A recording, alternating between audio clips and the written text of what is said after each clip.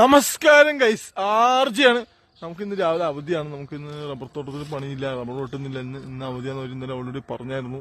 അതുകൊണ്ട് പിന്നെ നമുക്കിന്ന് ബാക്കിയുള്ള പതുക്കെ നീറ്റാൻ മതി. അവർ തേങ്ങ നീറ്റില്ല, തേങ്ങ ഉറങ്ങാണ്, കിടന്നോട്ടെ, പതുക്കെ നീറ്റാൻ മതിയല്ലോ. ഞാൻ സമയത്ത് പക്ഷേ എനിക്ക് എല്ലാ ദിവസവും എണീറ്റ് ആ ഒരു ശീലമായി. ഇപ്പൊ സമയം ഏകദേശം 7 കഴിഞ്ഞു. ഇന്ന് രാവിലെ കറക്റ്റ് 7:30 തന്നെ സൂര്യനൊക്കെ അടിപൊളി നിൽപ്പുണ്ട്. ഇന്ന് നല്ല ചൂടുണ്ടാവും അറിഞ്ഞൂടാ.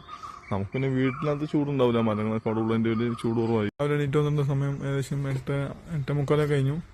ശ്രുതി രാവിലെ ഫസ്റ്റ് പാത്രം ചെയ്യാൻ വേണ്ടി പോയേക്കാണ്. ഇന്ന് ശ്രുതിക്ക് കഴിയാണ്ട് നമ്മുടെ വീട്ടിലുള്ള ഫുൾ പാത്രങ്ങളുണ്ട് ഇല്ലേ തേങ്ങ. അപ്പോൾ എത്ര പാത്രം നമ്മുടെ വീട്ടിലുള്ളൂ. ഇന്ന് പാത്രം ഫുള്ള് ഇന്നലെ ശ്രുതി യൂസ് ചെയ്തിട്ടുണ്ട്.